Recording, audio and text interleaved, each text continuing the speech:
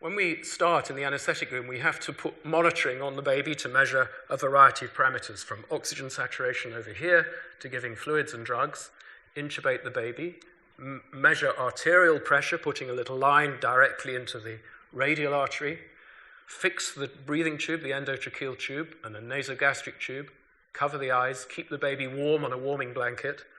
All of this taking place in the anaesthetic room. We also need to measure the pressure inside the veins in the body to know how the hemodynamics are working. And this is done, as you can see, with an ultrasound probe.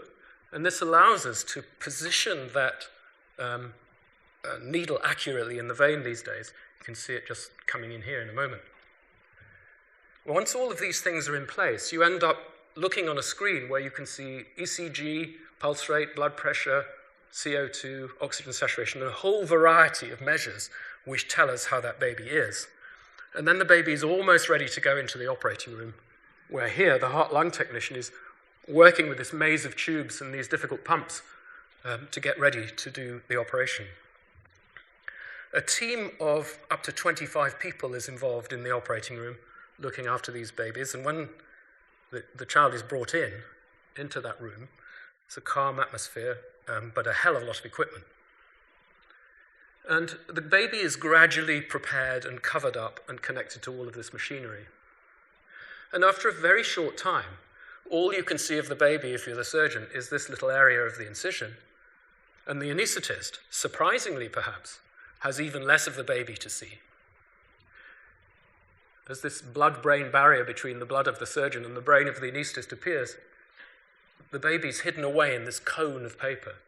And all you have is to ventilate it through these tubes, deliver drugs through these pumps, and measure all the pressures through these particular lines going into the baby. It is being driven by wire, remotely, by the anaesthetist and all of these instruments. You don't touch it very much.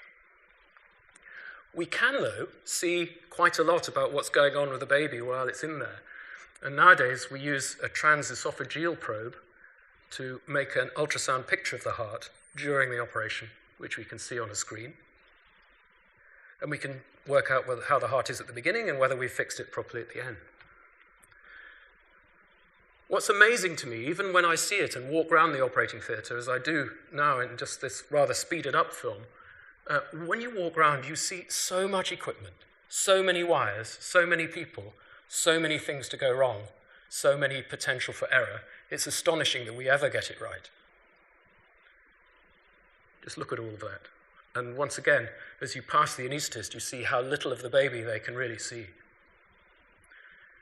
And the perfusionist is managing the heart-lung machine, also remotely by television screens.